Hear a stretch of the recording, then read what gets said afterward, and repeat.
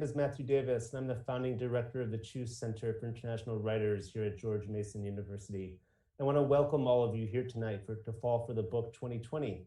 These free online events run from September through November. You can find the full schedule at fallforthebook.org, and be sure to follow us on Crowdcast. You can do that by clicking the Fall for the Book icon above this window and then clicking follow. The Choose Center here at George Mason is a cultural diplomatic institution that believes literature has the ability to foster greater empathy and understanding across countries and cultures, that our diverse stories and languages and literatures are a celebration of the human spirit. You can learn more about us and our programming by visiting our website and signing up for our mailing list, and they'll both be posted in the chat box during the event. This event would not be possible without the support of the Mexican Cultural Instituto from the Embassy of Mexico in the United States. They are celebrating their 30th anniversary this year, and I encourage all of you to check them out online and learn more about them and their programs. So thank you to Ixnec and Beatrice, the director and deputy director of the Mexican Cultural Institute. Now, on with the show. We're gonna be having a wonderful conversation with Yasmina Barrera and Tim DeNevy. And Yasmina was born in Mexico City in 1988. She was a fellow at the Foundation for Mexican Letters. Her book of essays, Cuerpo Extraño, Foreign Body, was awarded the Latin American Voices Prize from Literal Publishing in 2013. She has published her work in various print and digital media, such as the Paris Review, El Malpensante, Words Without Borders, Nexos, Letras Libras, and Electric Literature. She has a master's degree in creative writing in Spanish from New York University, which she completed with the support of a Fulbright grant. And her book on Lighthouses was published in 2020 by Two Lines Press. She's the editor and co-founder of the Ediciones Antelope, and she lives in Mexico City. And you can buy her book on Lighthouses below. When you click on it, you should be able to purchase it. It's a beautiful, beautiful book, and I highly recommend it. And Yasmina will be in conversation with Timothy DeNevy, whose most recent book is Freak Kingdom, Hunter S. Thompson's manic 10-year crusade against American fascism. He is also the author of Hyper. His essays on politics, sport, and religion have recently appeared in New York, CNN.com, Literary Hub, and Salon, where he writes about politics. And Tim is one of our great faculty members here in the MFA program at George Mason. So I will hand it over to him, and he will start the conversation with Yasmina. Tim, take it away. Thanks, Matt. Yasmina, so great to have you here, and thank you to Fall for the Book for this wonderful event. And to all of you in the virtual crowd out there, really looking forward to talking today. This is Yasmina's book that Matt mentioned. It really is a fantastic and gorgeous object, and I recommend that you check it out. And Yasmina and I are going to talk a little bit just about nonfiction, about form, about essay, about subject. And while all of you are kind enough to be listening in your virtual space, if you'd like to, in the chat portion, write down questions you have for Yasmina. After our discussion, we can ask her those directly. So Yasmina, thank you so much for virtually being with us today. Thank you, Timothy. Thank you to Matt and to everyone watching. I'm so happy to be here. Well, it's a beautiful book. So, I mean, my first question, just a little bit about process. So on Lighthouses, for those of you who know and don't, is it's a kind of it's a hybrid work that has historical, classical, and literary explorations within it, as well as pop culture references to everything from the rock band Arcade Fire to the writer David Foster Wallace.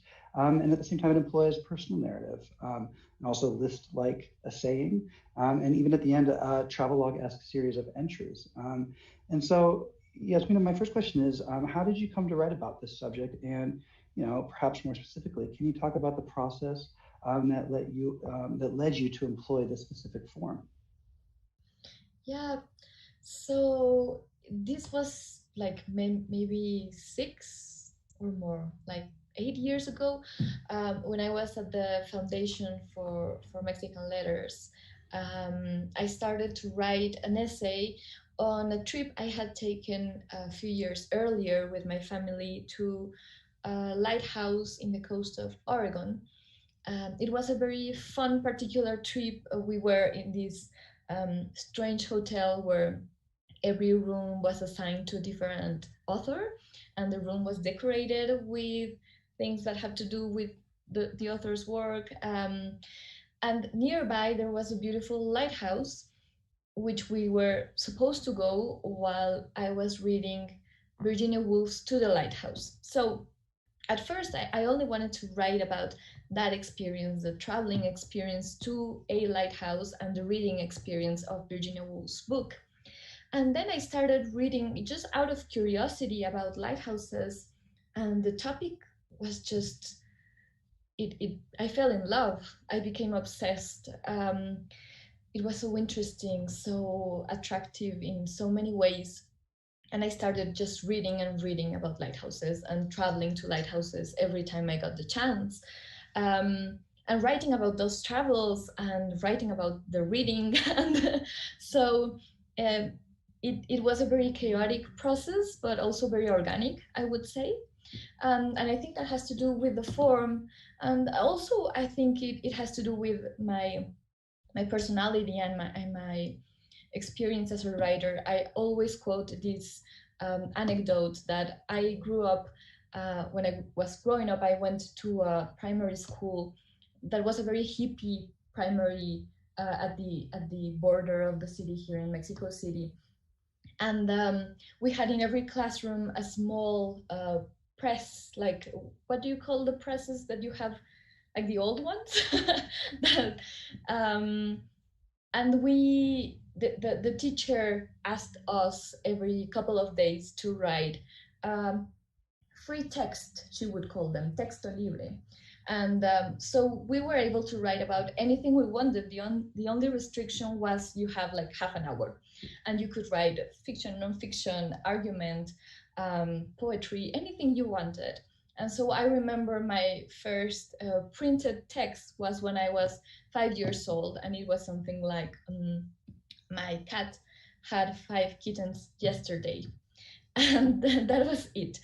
And so I think after that, literature and writing has always been related to me with freedom, with aesthetic freedom. And when I think about genres, that somehow constrains my particular freedom for writing. I know that doesn't happen to every single writer, that they can also work like incentives for the freedom, but they don't do that for me. So I just try not to think about them. I rather think about projects and particular tools, literary tools that have to do more with rhythm, with images, with styles. So the result is these weird books that I write and that no one knows where to put in the shelves in the bookstores. But yeah, I think I'm so sorry about the bookstores, but that is what that comes out of me. Well, I think it's the bookstore's job to catch up with the more progressive trends in nonfiction. I mean, that's something that's beautiful about nonfiction, is that it can include so many different disparate parts within the structure that it takes on, because the last box of that structure is the author, creating this and saying, I'm Yasmina, this is Yasmina in the past, my past self, and these are all the subjects I'm going to explore. And so, that being said, one thing that I also was really struck by and enjoyed in this book was the way that you worked in personal narrative, the amount that you worked it in. And so I'd like to ask you a question about just some of the decisions you made regarding personal narrative, but I'd like to read, if that's okay with you, that passage on 20 and 21, just a few paragraphs that I think get at the tension of how much personal narrative, or what it's like to include the personal narrative when exploring a larger subject like lighthouses in history. Does that sound okay? Yeah, this is an English translation on page 20. You write, pain has the ability to become stronger when you think about it. If I concentrate hard on a part of my body, it ends up hurting. If I concentrate hard on myself, I hurt. And then if I focus my attention on myself, the pain is magnified. On the other hand, when I think of myself in relation to a lighthouse, I feel brand new and so tiny that I almost vanish. What I feel for the lighthouses is the complete opposite of passion, or at least it's a passion for anesthesia. Analgesic addiction. I'd like to become a lighthouse, cold, unfeeling, solid, indifferent. When I see them, I sometimes have the sense that I really could turn to stone and enjoy the absolute peace of rock. I understand the objections to the desire to escape from the world. I know it can be egoistic, an egoistic, arrogant desire, the attitude of someone looking down from above, from a tower. That's why I find lighthouses so attractive. They combine that disdain, that misanthropy, with the task of guiding, helping, rescuing others. That's a really, really beautiful and fascinating passage. And with that in mind, I wonder if you could talk about some of the decisions you made when it came to including the personal and how it perhaps allowed you to explore more fully the subject itself. Yeah, so that is something I'm really interested in the way that literature can move from the intimate, the personal, the subjective to the external, to literature, to traveling, to history. And I think, sorry, what was the final part of the question? Just how it's okay. The many parted question. How why do you have personal stories in this book? But of course, they tend to be in service of your larger exploration of lighthouses. And so, how did including some of these personal stories, whether about your family, whether about a trip with friends to Montauk, how did that allow you to perhaps explore the subject of lighthouses more fully? Yeah, I think in many ways. I mean, I'm also interested in just telling stories. It's something that I also enjoyed reading. But also, I think perspective was an important subject in the book.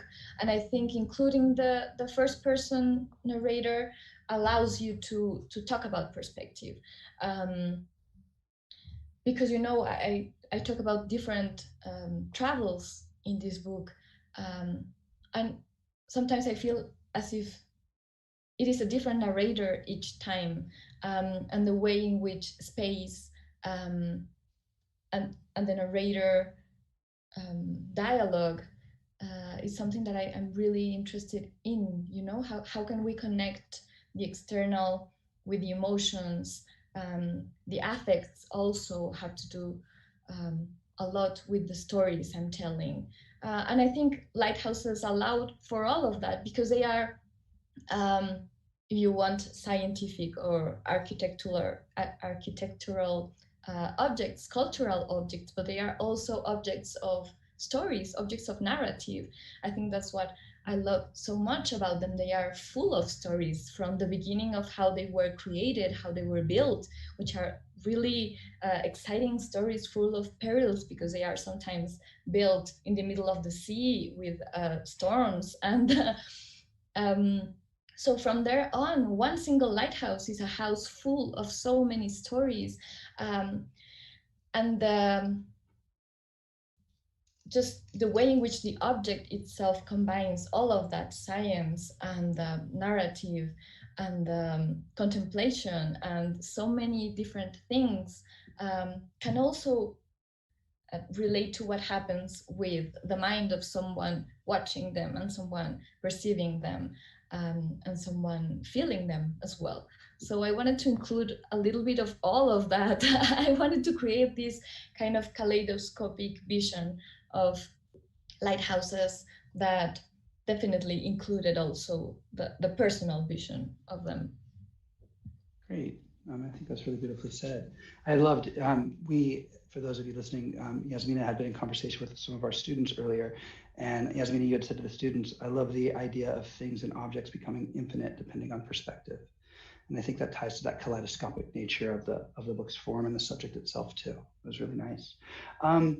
You had also talked about this book contains a lot of fascinating research and also reportage in the sense that you went to a lot of these lighthouses and visited them and wrote about it.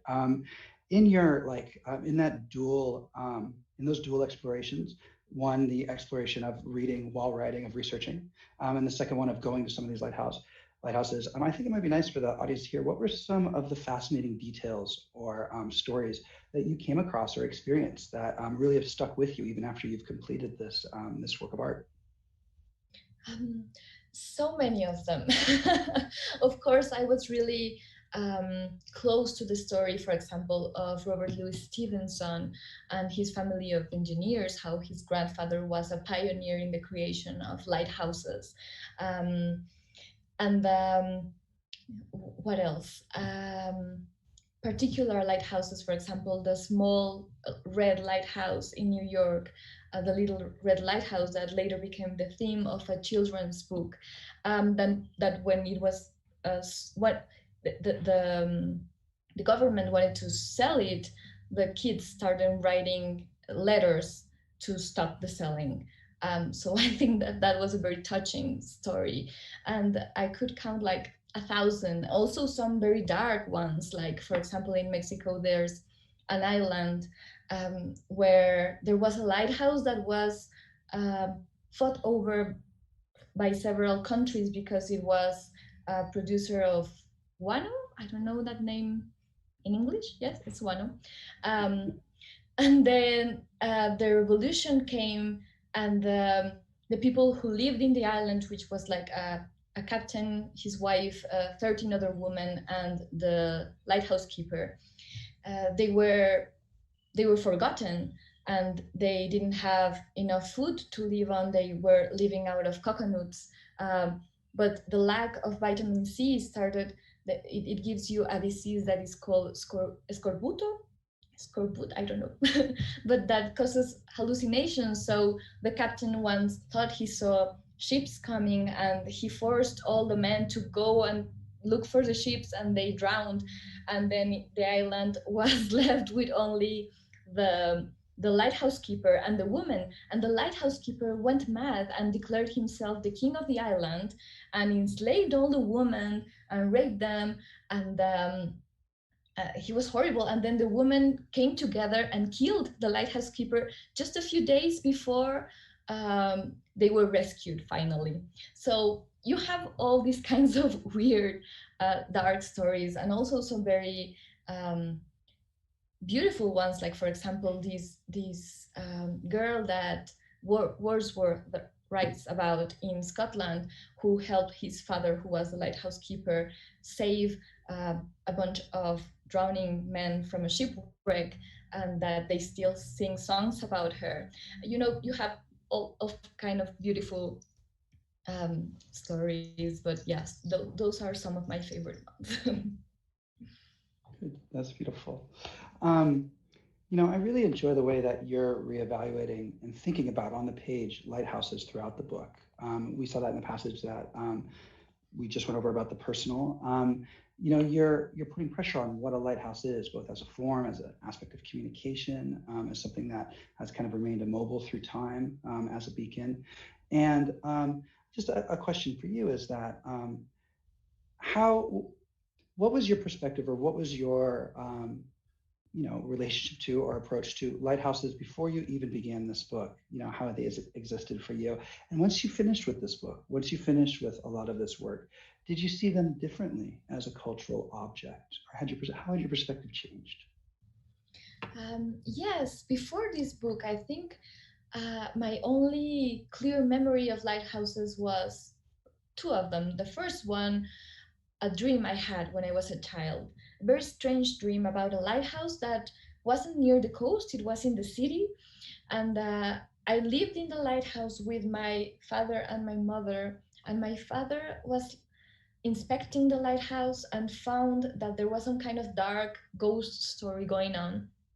And then it was a very cinematic dream where in the end I saw the tip of the lighthouse and a bat who lived there and who was preparing a cauldron, a potion for killing someone, something like that. A very strange dream, but that somehow really stuck with me, and really frightened me. It was one of recurrent dreams, and so that was one. And the other one was the reason why I started writing this book, which was the lighthouse that I went to in Oregon.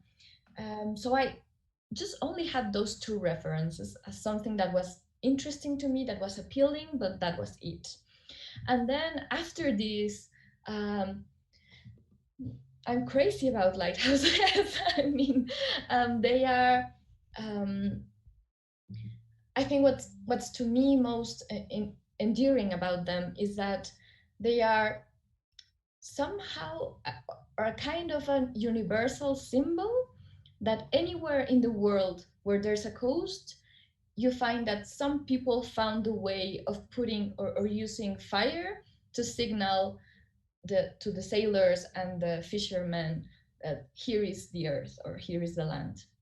Um, and you know that calling of lighthouses, just the humanistic calling of lighthouses, is so beautiful to me, and the way they combine this other part, the isolation, the solitude, the perils, the madness, um, all of that contradiction that I think is what I love most about them.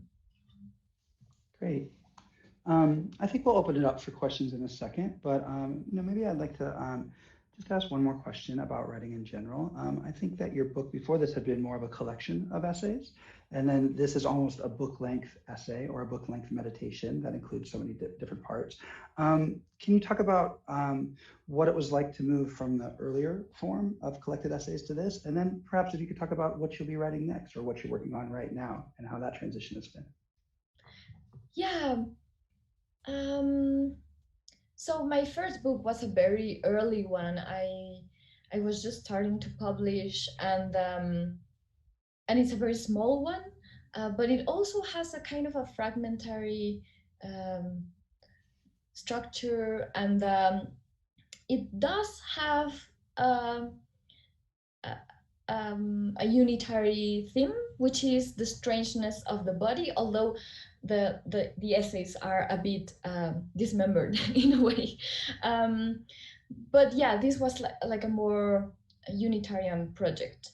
And the next one that is going to be published in the United States, I'm not sure if the next year or the year after that, is called Linea Negra and was published in Mexico this year. And it's also a fragmentary book, but I think for different reasons, because in the first one, I was thinking of a collection of objects when moving the fragments around. And in the next one, I was writing about motherhood, and I was experiencing motherhood in the very early months, which are full of interruptions. So the fragmentary form, I just think it's very organic and natural for that time of my life, and I think for many other women writers who have also written about these topics in that same form. And then I am finishing a novel right now, which I don't know when will it be published, but it's more of a standard novel, although I couldn't help myself, and I put an essay, a strange essay at the end of it. Just and it's called Cross Stitch in English, I think would be the name, Punto de Cruz. And it's a book about friendship and travel and embroidery and many other things. But it's a very different book from what I had previously written. So I'm not sure how this connects to the previous one. Although travel, of course, is also a very important subject. Although I'm more focused here on traveling with friends, which I also write about on Lighthouses, but I think I write more about traveling on your own. So yeah. Good.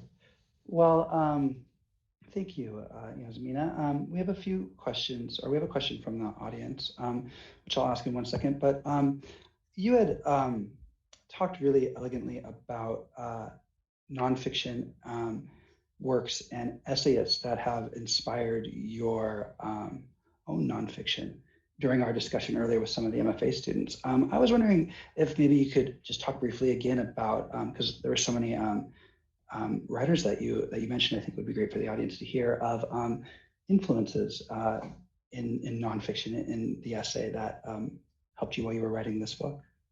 Sure. I was saying, I think that in Mexico we have a very patriarchal canon, um, essay canon that comes basically from Octavio Paz, which was a great Nobel Prize poet and essay writer. And he had a very particular way of writing essays, which was very emphatic, very sure of itself way, full of universal truth and statements, and also poetry. But I think that form just was imitated by many other writers after him.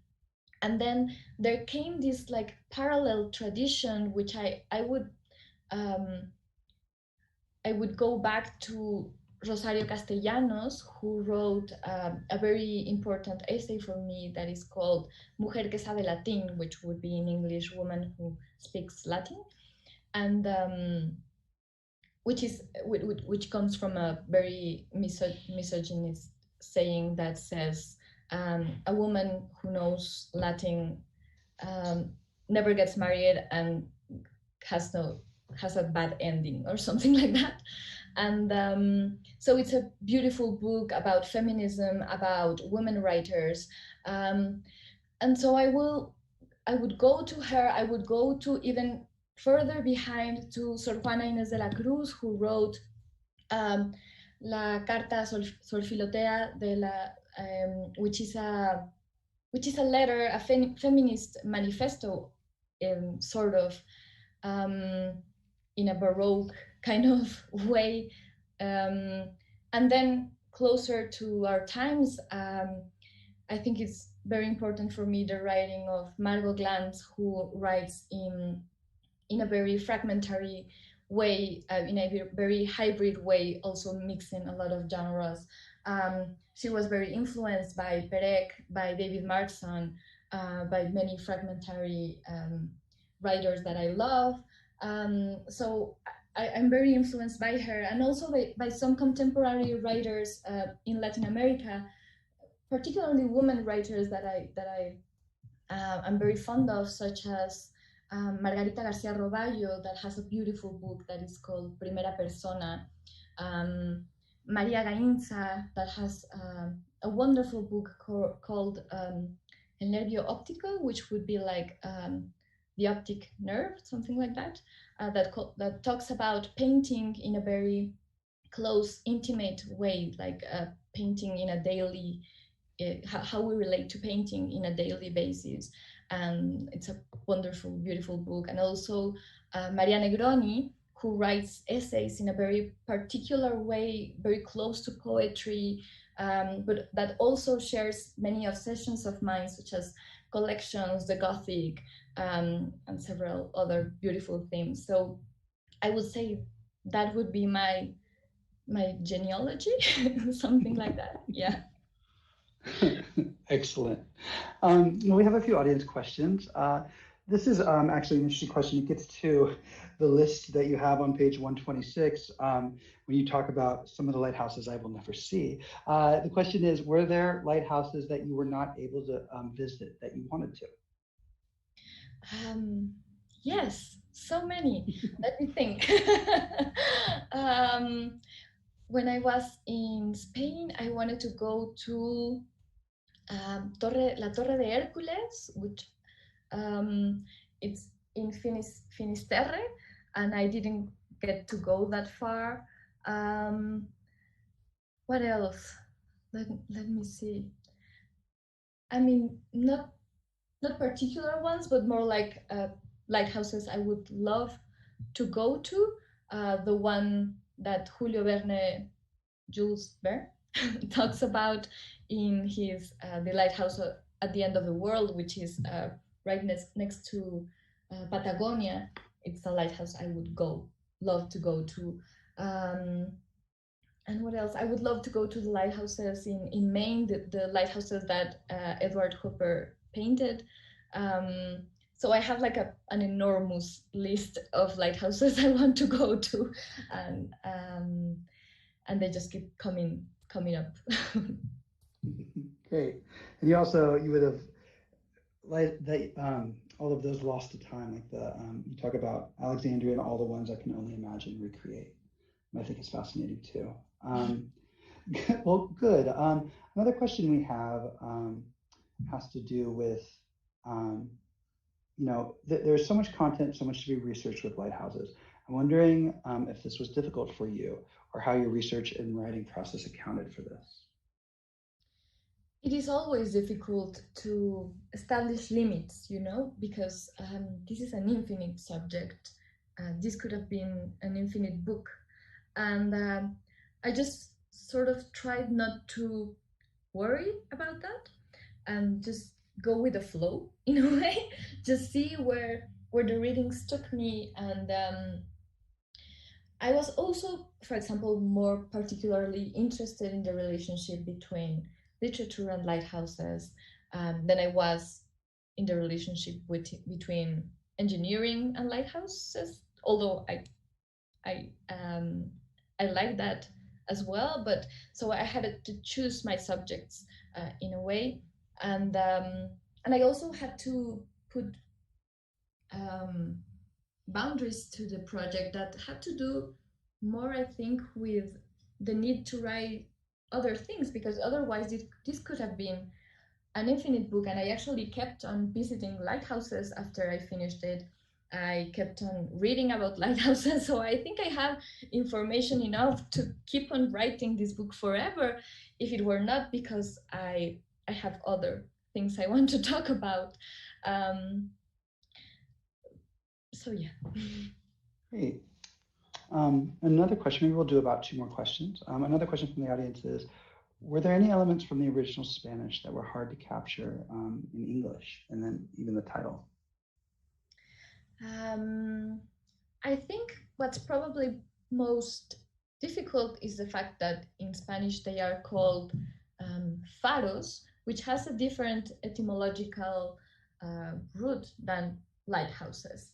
And so I think I had a couple of word games with the word faros, or poetic ideas that had to do with the word itself.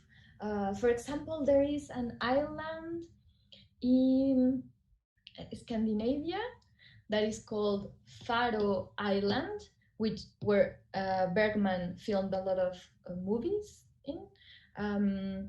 That actually has a lighthouse, and the word is the same as the one in Spanish, but has a very different sense in the original language. It actually means something like very far away, or I don't remember exactly. So I think I wrote a fragment about that, and I don't really remember what happened with the English version, but I am very confident that it was solved in an interesting way, because Christina McSweeney, who is a translator, is just such a wonderful writer. So whenever she encountered one of these problems, she invented herself a solution, or just wrote a different fragment, for example, that was absolutely beautiful. So I don't think anything was really lost. It was just transformed. Yeah. Great. There's a question here that gestures towards what you had talked about in our early discussion. It's about, it asks if, because they haven't read the book, if you include To the Lighthouse, which you do. And so I think you had talked earlier when you say that this is also a book, during our discussion earlier, you had said, this is also about memory and desire, how we can approach an object. Once we attain it, it disappears. So I was wondering if you could talk about that subject a little bit now, because I think the question is gesturing towards that. Sure. So I thought about lighthouses as a symbol for desire and for memory, because lighthouses are an object to be seen from afar. You visit lighthouses, but they are not made for that. They are made for you to go towards them, but not to them. And so I was thinking about that movement, that direction, and the way in which desire is also a moving towards something that never gets you really to the object, because once you attain it, it disappears. And memory is also something like that. It's memories are always surrounding experience, but they never truly become the experience. That's not possible. And there is always holes in your experience, and there is always um, fiction in your experiences. You change things. We cannot help it. Our memory is not perfect. Our memories are biased. Um, so so lighthouses became a symbol for that. And there was another part of the question, or I think that was it. It was about one of the talk about the reader had asked, or the audience member had asked, about how the lighthouse exists between dimensions, between the land and the sea. And I think you talk about that with desire right there. That was gesturing towards what you were talking about. And so, well, I guess this is probably a good question to end on right now, and this has been wonderful. But it's, do you know Sophie Blacall's beautiful children's book, Hello, Lighthouse? no, I don't. And you had talked about another children's book about the George Washington Bridge Lighthouse? Yes, the Little Red Lighthouse is called. And this is something wonderful about this book, is that the collection just keeps on building itself with all of the wonderful readers this book has had. So thank you so much for that reference. I would go and look for it. Good. Well, Yasmina, we can't thank you enough for being here. We wish it were in-person visit, but we're so lucky to have you in the space that we do. And on behalf of George Mason and the Creative Writing Department, we would have a nice round of applause for you right now that I'm sure would be very loud and wonderful. But again, thank you. Everyone in the audience, if you have a chance, it's a very, very beautiful book. Please pick it up. It's just a lovely compendium of outstanding sentences, meditations and analysis and narrative and historical facts that really become larger than the sum of its parts as you continue to immerse yourself in it. So if you have a chance, please do pick it up. And again, thank you all for coming out. And Yasmina, thank you. Thank you so much. This was wonderful. Hope to see you in person soon. Have a good night, everyone. Thank you. Bye-bye.